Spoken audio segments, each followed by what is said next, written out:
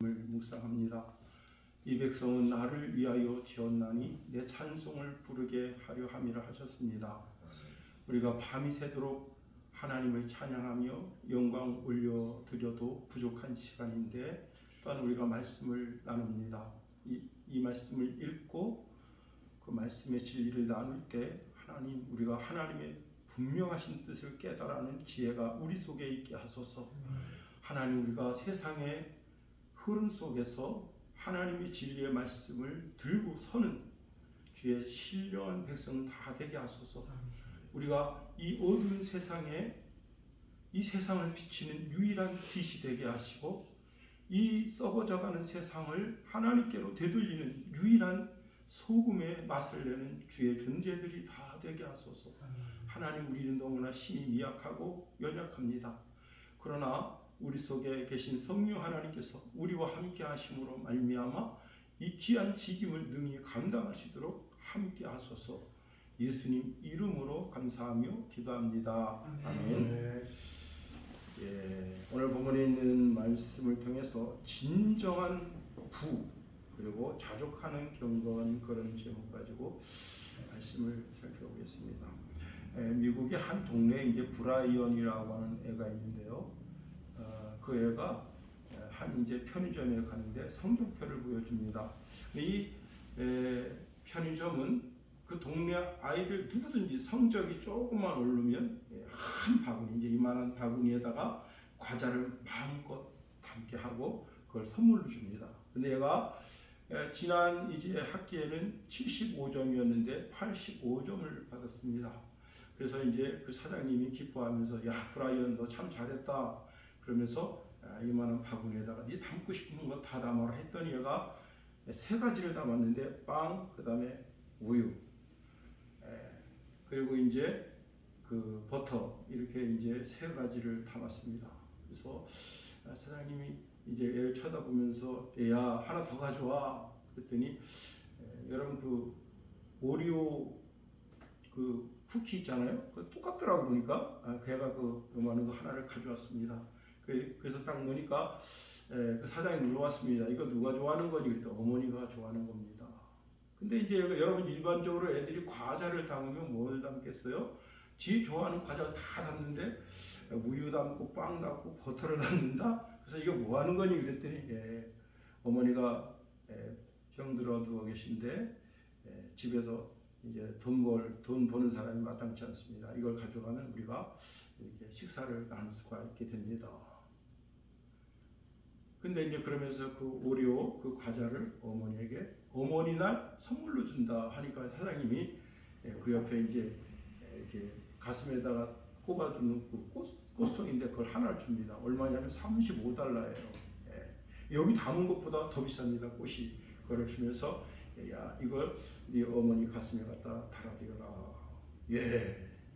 여러분, 자, 자기 욕심을 마음껏 부릴 수 있습니다. 그 바구니에 반도 차지 않았어요. 꽉 담을 수 있어요. 다른 애들은 꽉꽉 담아요. 자기 좋아하는 과자 꽉 담는데 브라이언은 그렇게 하지 않았습니다. 이 소년은 행복이 무엇인지 아는 소년이고, 비록 세상이 말하는 화려한 보물은 아니지만 이 소년은 온 세상 것을 다 가진 진정한 부자라 하는 겁니다. 여러분, 오늘 본문에 보면 이 브라이언의 마음과 같은 자족에 대하여 이야기하고 있습니다. 성경은 우리에게 이렇게 말씀하네요. 자족하는 마음이 있으면 경건에 큰 유익이 된다 하는 겁니다. 브라이언이 식빵과 우유 그리고 어머니를 생각한 오레오 과자를 그 이제 바구니에 넣고 세상 모든 것을 가진 것처럼 기뻐하는 것처럼 우리 모든 그리스도인들은 그리스도 예수로 말미암아 내가 얼마를 가졌느냐가 중요한 것이 아니라 하나님이 주신 것에 내가 얼마나 감사하면서 오늘 하루를 살고 있는가를 한번 되짚어 보아야 하는 겁니다. 오늘날 우리가 너무나 풍요로운 시대를 살고 있습니다. 전 세계가 우리 대한민국을 부러워하는데요. 정작 우리는 그러한 풍요를 느끼면서도 스스로 파멸의 길로 가고 있다고 하는 겁니다. 근데 왜 파멸의 길로 가고 있는가 하면 그 여러 가지 이유가 있겠습니다만 그 중에 하나가 비교 의식이라고 하는 겁니다. 별것도 아닌 것을 비교하는 거죠. 크기를 비교합니다. 자, 옷의 브랜드를 비교합니다. 제가 이제 이거는 이제 그 우리 직전 총회장님 하사품입니다. 이 양복은 이제 파크랜드 120만 원짜리 세일해서 88만 원에 총회장님이 주신 건데, 이제 집에 있는 여러 양복도 사실은 이제 선배 목사님이 입던 거 자네 입겠나, 그래서 제가 물려 입은 게 여러 개 있습니다. 저는 뭐 그 양복 입고 이제 뭐 노예도 가고 시찰에도 가고 이제 모임에도 여러 모임에도 가게 됩니다. 그런데 제가 어느 모임에 갔는데 한 목사님이 제 양복 자켓을 벗어 보라고 그러더라고요. 그래서 이제 이게 딱 보는데 저는 이제 양복 브랜드를 모릅니다. 그런데 이분이 이렇게 말하는 거예요. 아, 우리 김 목사님 비싼 양복 입었네. 근데 사실은 그 선배 목사님 준 양복입니다. 그래서 제가 그분에게 이야기했습니다. 저는 양복을 고르는 식견이 없습니다.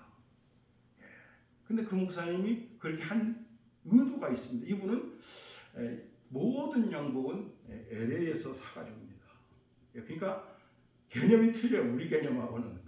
옷 입는 개념이 틀려요. 바바리를 입었는데 내가 볼 때 진짜 촌스럽습니다. 이 목사님 왜 이렇게 촌스럽게 바바리 입고 다니지? 그런데 그 바바리가 얼마짜리냐? 360만 원짜리랍니다. 저는 그거 깜짝 놀랐어요. 그런데 저는 별로 부럽지는 않더라고요. 뭐죠? 비교 의식이 내 속에 없다 하는 겁니다. 누가 뭘 거쳤느냐 그게 중요하지 않습니다. 오늘 내가 하나님 앞에 반듯하게 그냥 입고 최대한 예의를 하나님 앞에 드리기 위해서 입고 나왔습니다. 그것으로 나는 만족해야 한다는 겁니다.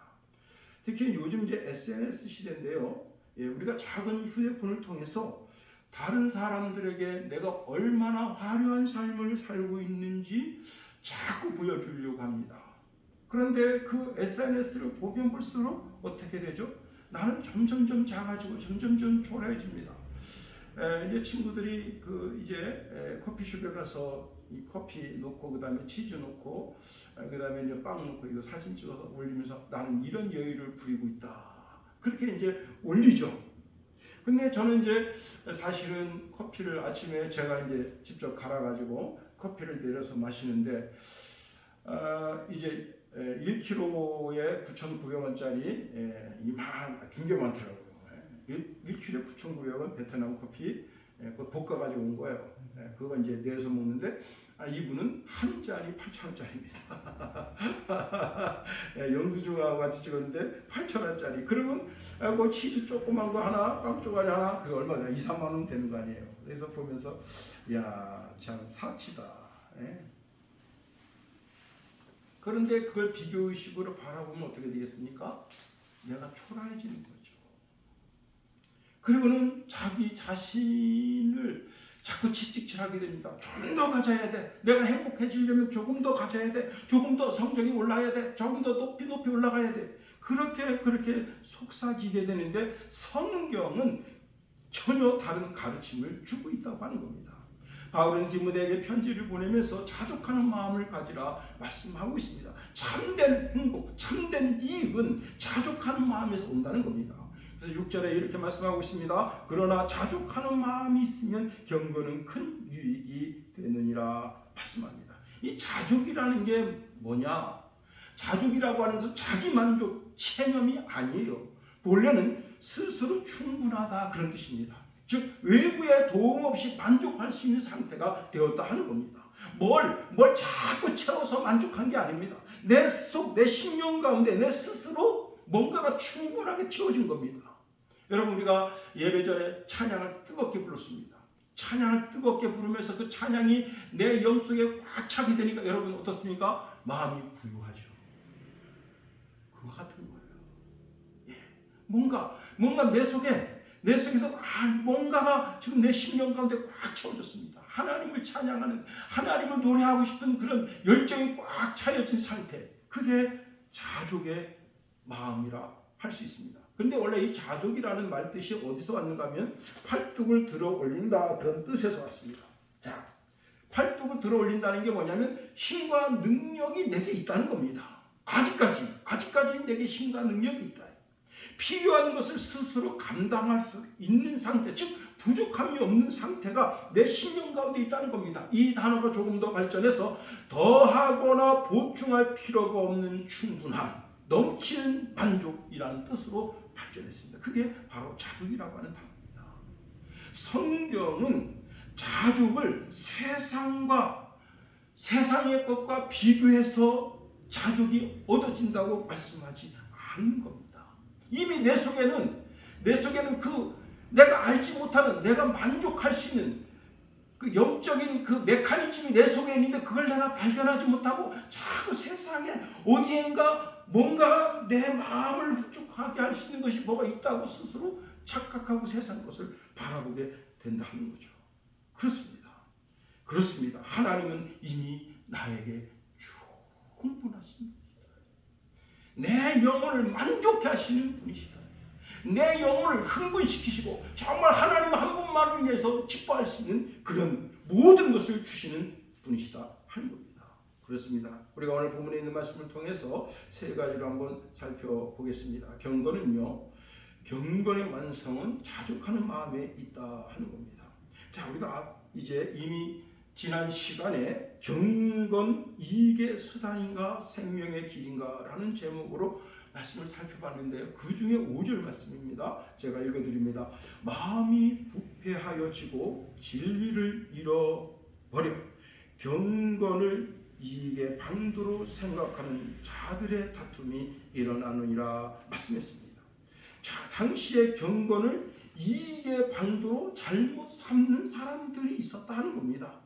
자, 그런데 6절 보세요. 그 반대로 그러나 자족하는 마음이 있으면 경건은 큰 이익이 되느니라 말씀하고 있습니다. 이 경건이라는 게 뭐냐면 하나님을 향한 바른 태도, 다른 말로는 믿음으로 살아가는 삶의 전체를 경건이라 할 수 있습니다.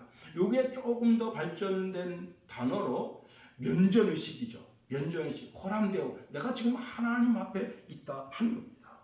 그러니까 우리가 예배 드리는 예배는 단순한 예배나 종교적 행위로 우리가 면전의식 또는 경건을 이룰 수 없는 겁니다. 다시 말하면 진정한 경건은 하나님 말씀 중심으로 사는 삶이라 말씀드릴 수가 있습니다.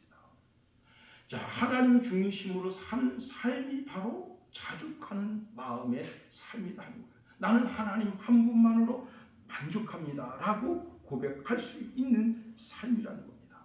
자, 문제는 에베소 교회를 한번 들여다보는 겁니다. 자, 에베소 교회에 당시 경건을 이익의 방도로 생각하는 거짓 스승들이 있었다는 겁니다. 자, 하나님을 잘 믿으면 세상에서 부자가 되고 성공한다는 기복주의 신앙을 전파한 겁니다. 자, 그러나 바울은 이러한 기복 신앙을 철저하게 배격하는 겁니다. 진정한 영적 유익은 자족하는 마음에서 온다고 하는 겁니다.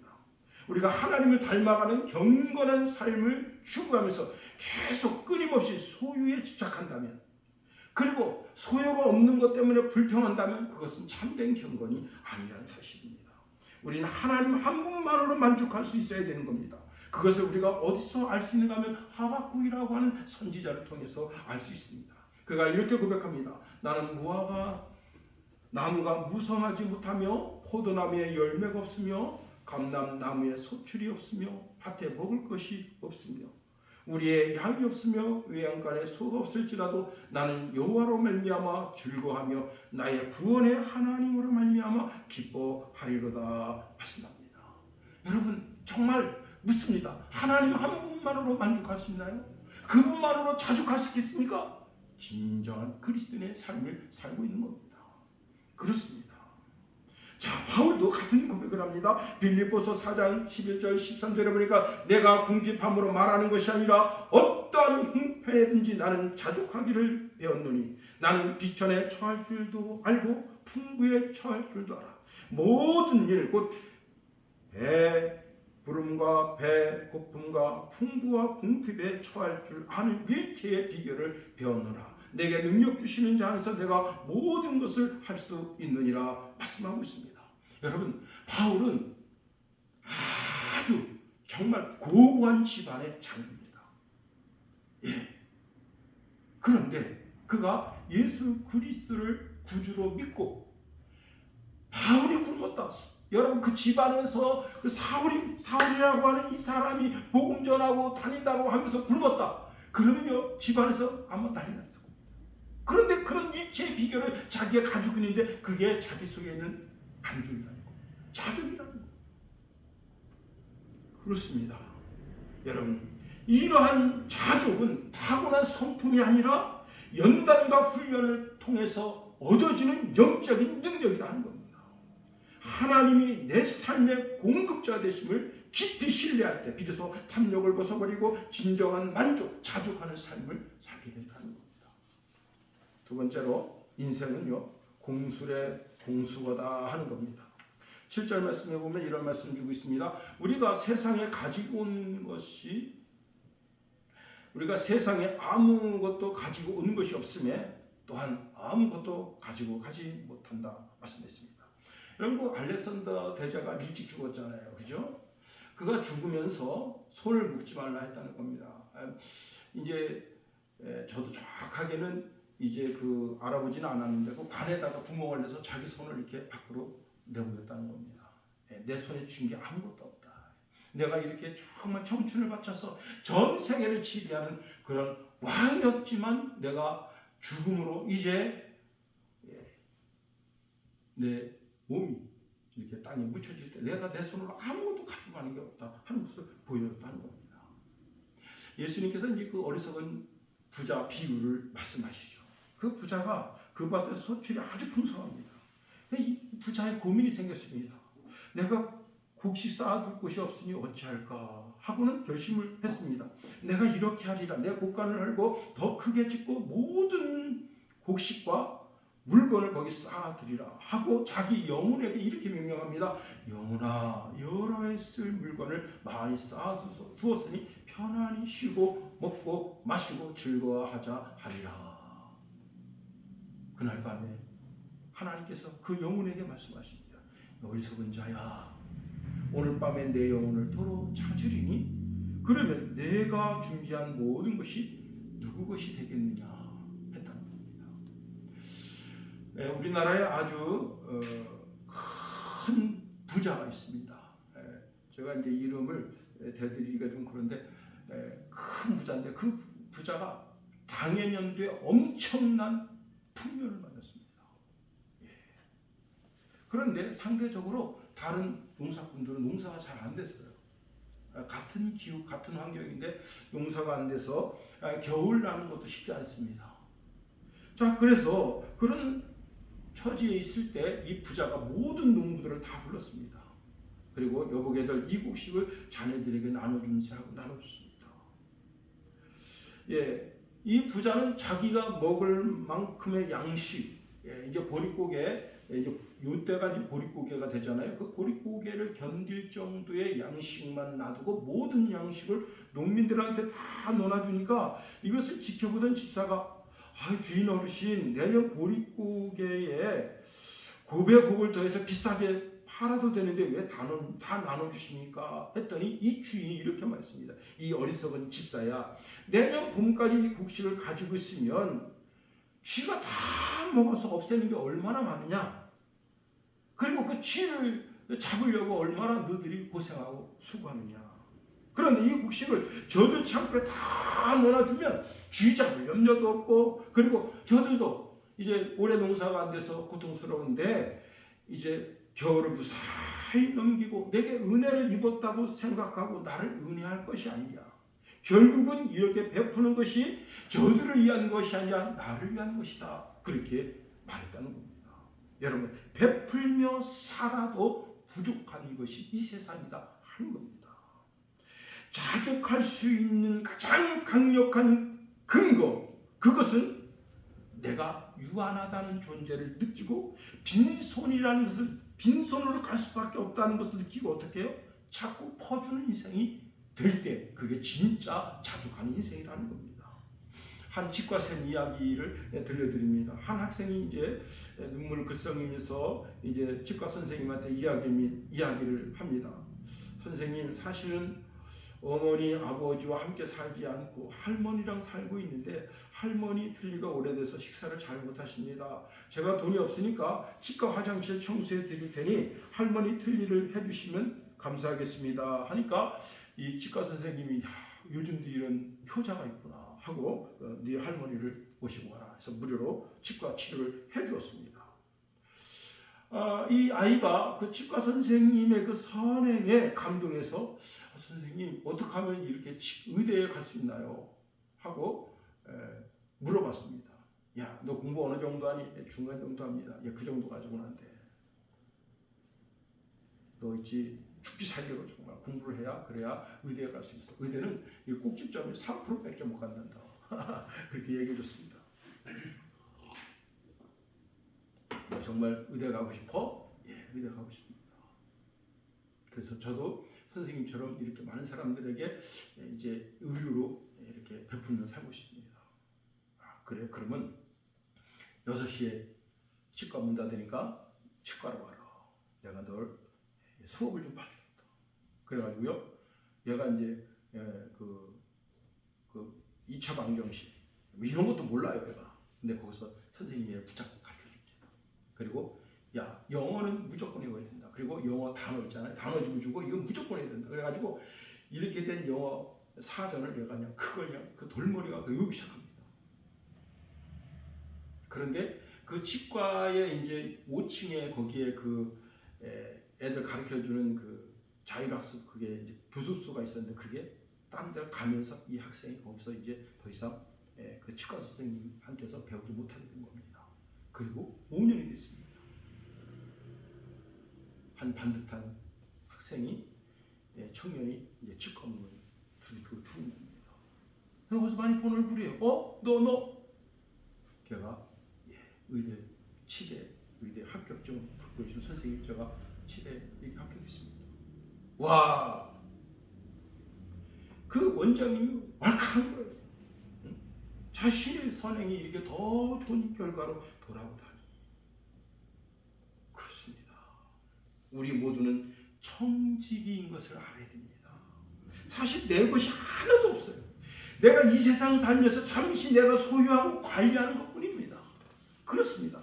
여러분, 내 집, 내 차, 내 통장, 잔고, 심지어 내 건강까지, 내 가족까지 잠시 이 세상 살면서 하나님이 내게 주신 복록으로 복을 받아 누리도록 허락한 것뿐이에요. 내 심장이 멈추고 내 호흡이 하나님께로 돌아가는 그날, 하나님 앞에 섰을 때 하나님이 내게 물으십니다. 너 얼마나 많이 선을 베풀며 살았니? 이렇게 물으십니다. 거짓말할 것 같아요? 아닙니다. 진짜입니다. 너 세상에 살 때 얼마나 많이 쌓아두었니? 그렇게 물어보지 않으셔요. 너 얼마나 선을 많이 베풀었니? 물으십니다. 그게 어디 나오느냐? 여러분, 심판장이 있는데 마태복음 25장 심판장 아닙니까? 거기에 보면 주님이 이렇게 말씀하십니다. 내 아버지께 복 받은 자들이여, 나와 창세로부터 너희를 위하여 예비된 나라를 상속받으라. 내가 줄일 때에 너희가 먹을 것을 주었고, 목마를 때에 마시게 하였고, 나그네 되었을 때 영접하였고, 헐벗었을 때 옷을 입혔고, 병들었을 때 돌아보았고, 옥에 갇혔을 때 와서 보았느니라. 여러분, 많이 보세요. 많이 벌어서 남 주세요. 그게 진짜 현명한 부자입니다. 그게 하늘의 부자예요. 이 땅의 부자는, 여러분, 제가 그 386 기둥 세금 기둥 그거 이제 어쩌다 봤거든요. 와, 270억 원을 탈세를 했습니다. 270억. 근데 그 집 갔는데 그날 탁탁탁탁 털리는 날입니다. 두꺼비가 몇 개 나온지 12개가 나왔어요. 금두꺼비. 난 금두꺼비 처음 봤습니다. 거기서 처음 봤어요. 있다는 얘기는 들었어. 그런데 여러분, 금두꺼비만 있는 줄 알죠? 금느티나무가 있어요. 여러분, 금느티나무 봤어요? 금느티나무 있다는 거 처음 봤습니다. 3개가 있어요. 다 털린 거예요. 야, 270억 원.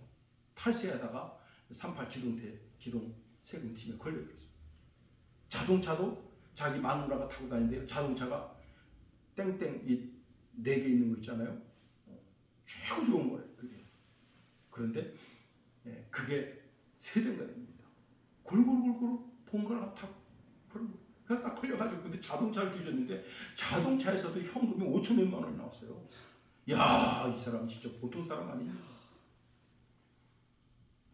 자, 여러분 많이 벌어서 많이 베풀면서 사세요. 그게 하늘에 쌓아두는 방법이라는 겁니다. 마태복음 6장 19절 20절에 보니까 너희를 위하여 보물을 땅에 쌓아두지 말라. 거기는 좀과 동록이 해하며 도둑이 구멍을 뚫고 도둑질하느니라. 오직 너희를 위하여 보물을 하늘에 쌓아두라. 거기는 좀이나 동록이 해하지 못하며 도둑이 구멍을 뚫지도 못하고 도둑질도 못하느니라. 선배 목사님이 이제 환갑을 맞았습니다. 환갑 맞았는데 교회에서 환갑 기념으로 뭘 해줬냐면요, 느티나무를 해줬어요. 황금 느티나무. 대단하죠. 자, 황금 느티나무를 해줬는데 보니까 그냥 너무 막 감동된 거예요. 야, 내가 이 교회에서 이렇게 헌신하고 수고했는데 내가 환갑됐다고. 응? 그게 100돈짜리입니다. 100돈. 지금은 얼마 이게? 그때는 금값이 그렇게 비싸지 않았을 때야. 그래서 그냥 그런데 그걸 머리맡에 딱 두고 있는데 새벽 예배를 못 가겠더래요. 그래도 어쨌거나 100돈짜리 금이잖아. 그래서 이걸 들고 교회를 간 거야. 이놈 100돈짜리를. 근데 그때부터 교회 가기가 싫더래요. 목사한테. 낮에도 가기 싫더래. 왜?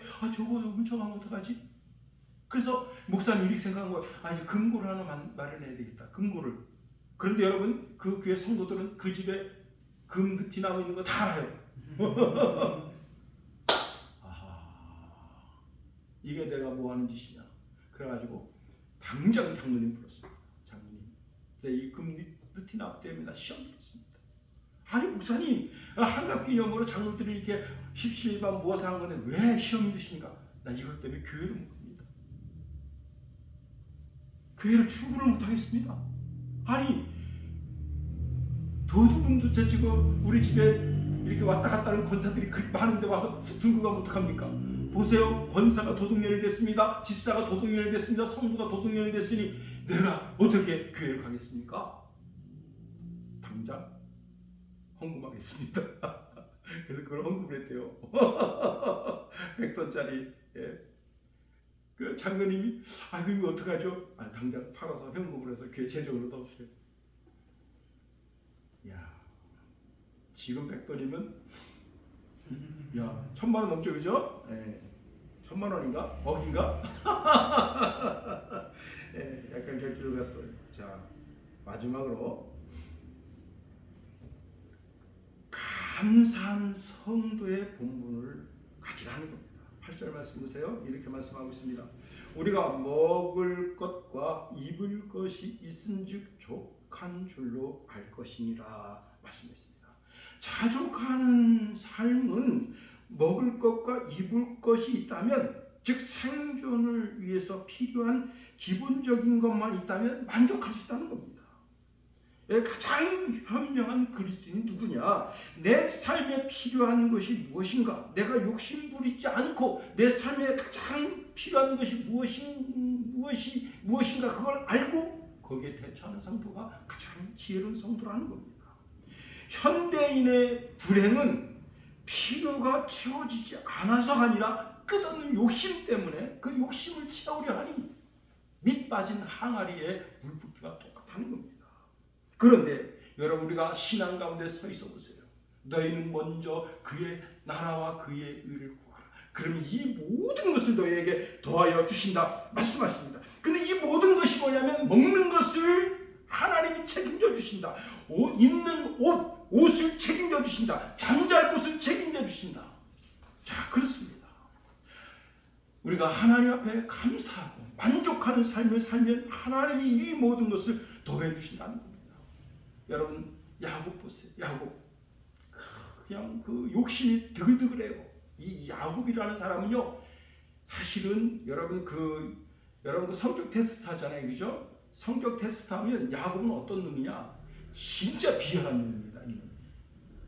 우리가 야곱에서 성경에서 보면 좋은 사람은 이렇게 나오죠. 야곱은 좋은 성격의 사람이 아닙니다. 어떻게 해서든지 남의 걸 그냥 형 거라도 그 아버지를 속여서라도 그 뭔가를 쟁취해야 하는 그런 못된 욕망이 드글드글한 인간이에요. 그런데 그런 인간이 이제 결국은 형님이 자기를 죽이려고 하니까 어떡합니까? 어머니의 권고를 쫓아서 삼촌 라반의 집을 향해서 갑니다. 그때 어떤 일이 있었죠? 루스 광야에서 사닥다리가 쭉 내려왔을 때 그때 야곱이 하나님 앞에 이렇게 소원합니다. 뭐라고 소원하느냐? 하나님이 나와 함께 계셔서 내가 가는 이 길에서 나를 지키시고 먹을 떡과 입을 옷을 주시어 내가 편안히 아버지 집으로 돌아오게 하시면 여호와께서 나의 하나님이 되실 것이요 내가 기둥을 세운 이 돌이 하나님의 집이 될 것이요 하나님께서 내게 주신 모든 것의 10분의 1을 내가 반드시 하나님께 드리겠나이다. 여기 아주 중요한 것이 뭐냐면 나를 지켜주십시오. 저 형이 나쁜 사람 아닙니다. 사실은 형은 좋은 사람이에요. 형은 그 장자의 그 집안의 장자로서의 장자의 그 직분을 감당하려고 했던 사람인데 그걸 아주 교묘하게 해서 장자 명분을 훔친 거예요. 예서를 나쁘게 보지 말라고요. 제가 장자 아닙니까? 장자가 그렇게 나쁜 사람이 아니에요. 그런데 야곱이 하나님 앞에 구하는 게 뭐냐면 나를 지켜주시고 먹을 떡과 입을 옷을 주십시오. 여러분, 야곱이 삼촌 라반의 집에서 돌아올 때 어떤 일이 있었습니까?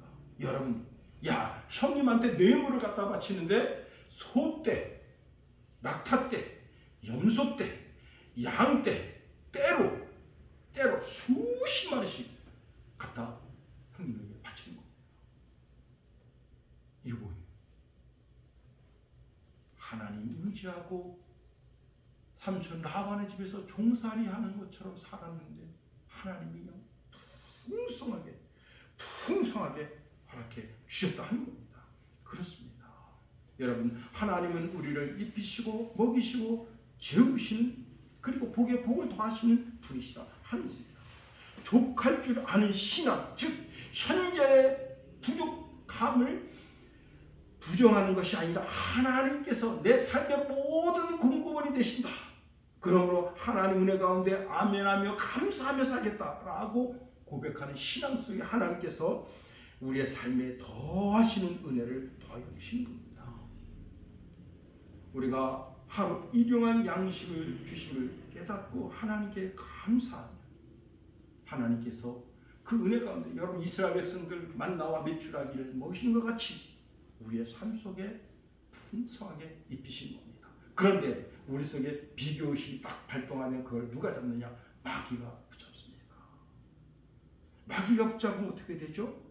그때부터 감사가 사라집니다. 만족하는 삶이 사라져요. 그때부터는 마음이 지옥되는 겁니다. 자족하는 삶, 그것은 곧 감사하는 삶이라 할 수 있습니다.